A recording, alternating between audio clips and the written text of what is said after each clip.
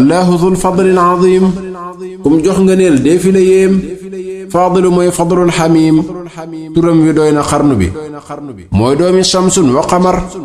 mbàkkeeg bu soobe duñ ko jar moo nàmp yaari meeni ngor mooy bamba tey ci xarnu bi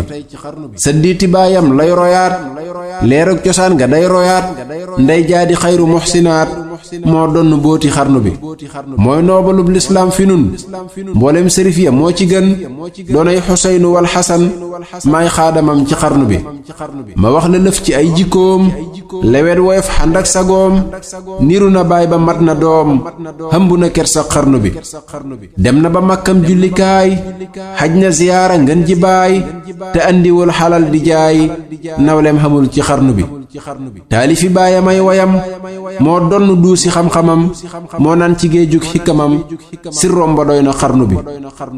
yàlla na xam la muy mébét ci nun nu xam li nuy mébét ci moom te yàlla na xamisat yu gën a gëm waa xarnu bi